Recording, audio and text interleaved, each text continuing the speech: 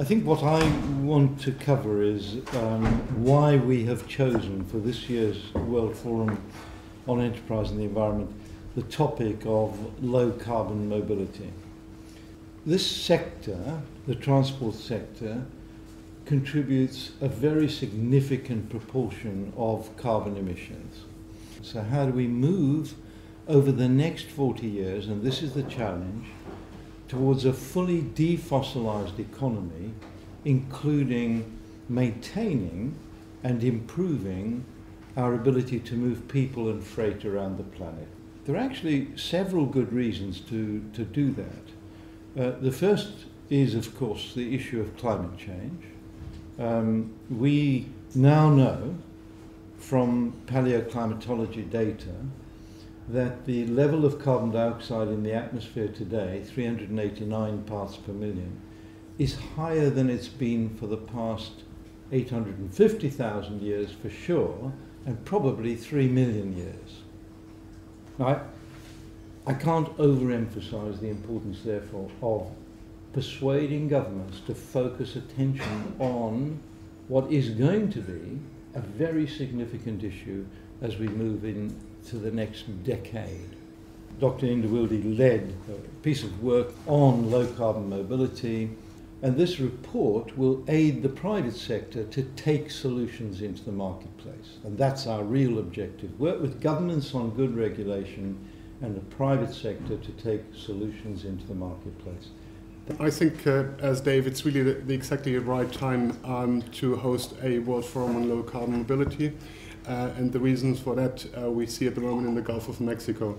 International oil companies try to satisfy demand, and they're more and more going for unconventional reserves and for ultra-deep water oil reserves. And when that goes wrong, you can see that in the Gulf of Mexico right at the moment. There are no silver bullet solutions in the transportation sector. So here we really have to use well-established technologies right at the moment to get a smooth transition to a low-carbon system. We have to act right now.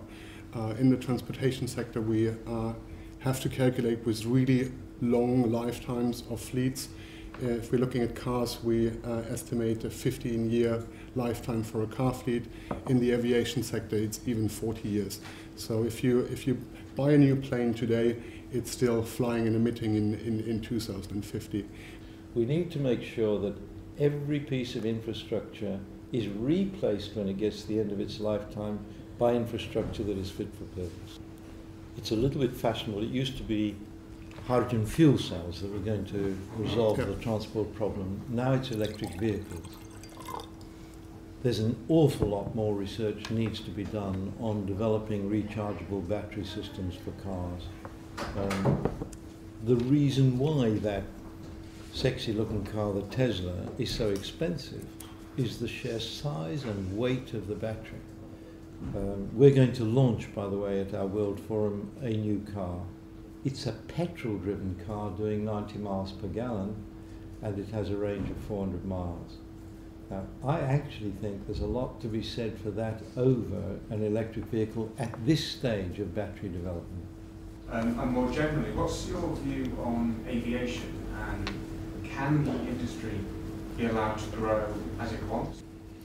I think we have to look globally at an issue like aviation, and we need to be careful that we don't make a comfortable national decision that doesn't meet the international, the global demand. We also feel that emphasis needs to be placed as we move forward in the near future on what can be done for freight movement by air, that is freight that has to be moved quickly, using lighter than air craft. Right? So we're making virtually no use at all of the oldest flying technology around. I feel embarrassed at something that's talking about the future of mobility when to get here I've had to catch a bus, a train, a motorbike and a car. I just wanted to ask you, I was interested in your comment on the role of the private sector and the potential for climate change issues to be less of a challenge and more of an opportunity. My view of business is there's a big difference between management and leadership. And what we have is too much management and too little leadership. But if we go to some of the emerging economy players, they're definitely in the leadership role. They don't have a choice, they don't have the energy resources, they don't have the water resources, and they don't have the slow demand growth luxury. And if you want an example of that, go to Windhoek in Namibia, which has rejected Western designs of energy and water systems and gone forward with a system which is suitable for a pro-enterprise, growth-enabled, sustainable economy for Africa.